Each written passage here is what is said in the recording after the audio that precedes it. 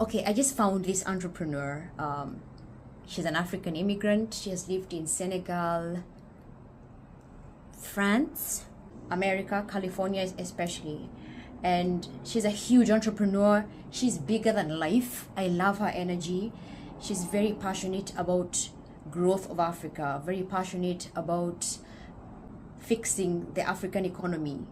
And as someone with that kind of perspective, I appreciate her so much. We should have found her earlier. She's been on Jordan Peterson. Because you ask most people, African included, why are you poor? They're going to say colonialism. They're going to say racism. They're going to say because they're taking all of our natural resources. The two things we agree on absolutely completely is one, Africa's issue is not colonialism. When she said that, it was like a freaking light bulb moment. I know so many Africans, it's because the white man came and they stole our resources. What they did is they came and confused things. Just like Magatte said, our ancestors knew how to run business. Even the whole slave trade thing, people made money. Africans in the village, the ones who sold their people, yeah. In West Africa, they made their money. They had their own agricultural models, their own barter trade. If you guys don't know, we did a lot of barter trade back in the day.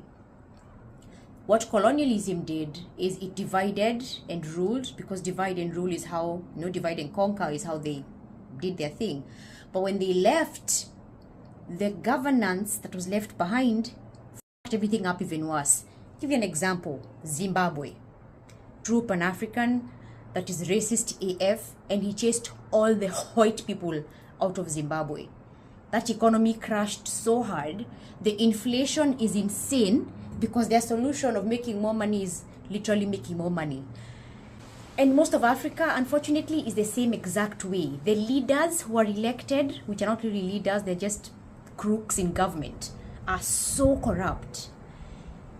Even the financial aid, African nations do not need financial aid. They do not need help. People pay their taxes. Where the taxes go, no one knows. No one bloody knows because it goes in people's pockets.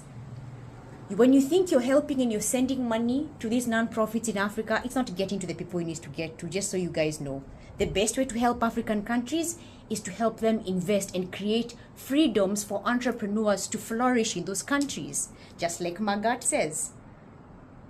The only way to prosper is freedom, is a free market. There is no free market in Kenya or any other African country because there are so many regulations by the government, so much corruption. You have to put money in everyone's pocket. You have to grease palms to get your way through. It's so heavily regulated, but the people will never tell you that. The Africans who have victim mentality will never tell you that the solution is entrepreneurship and actually promoting local business and allowing local business people to create employment, create work opportunities. They're going to go and say, just you get figure small money. And then those are the ones complaining about, the Western or neocolonialism. You know what neocolonialism is? Neocolonialism is y'all, and then by y'all, I mean those African leaders, again, leaders in huge quotation marks, accepting funds from the IMF, accepting funds from other Western nations. Then the Western nations have some kind of, there are always strings attached. Those strings attached have to do with the social culture. They have to do with the economic culture. They have to do with certain sanctions. If you don't do what they want you to do, they sanction you. Museveni of Uganda, America claimed they would put sanctions on them because he is not for the LGBTQ++ community and being gay is illegal in Uganda. So whatever Western nation helps, tell them, we're going to put a sanction. Why are African nations under Western control? And you guys want to keep complaining at it is colonialism. No, it's the greed and corruption that exists in our countries that is f***ing things up. That's exactly what it is. African nations can take care of themselves, but the leaders, the government, there's a lot to be desired. If you guys don't know her, please go check her out. She's amazing. I want to be part of her crew, growing our nations. And yes, by the way, I'm on the same page with you as well, honey, when it comes to racism. People say racism is a problem, and yet Pan-Africans are the biggest racists. Pan-Africans and Afrocentrics are the worst racists. They are very, very alike to the Democrats in America. So long, I was with these people who said that they cared about me. They cared about Africa. But I found that every time that they hear that the solution might be the free markets and capitalism, the look of disgust, I think that's the right word, the look of disgust that they have in their face.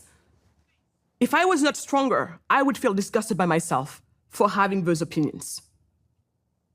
So do you really care, or do you only care when the solution that you're peddling goes to support your own ideology?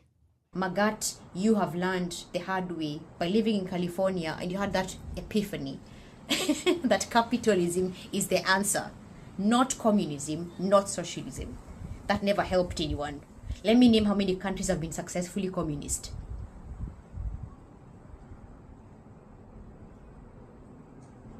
Capitalism is what is going to free our people in Africa.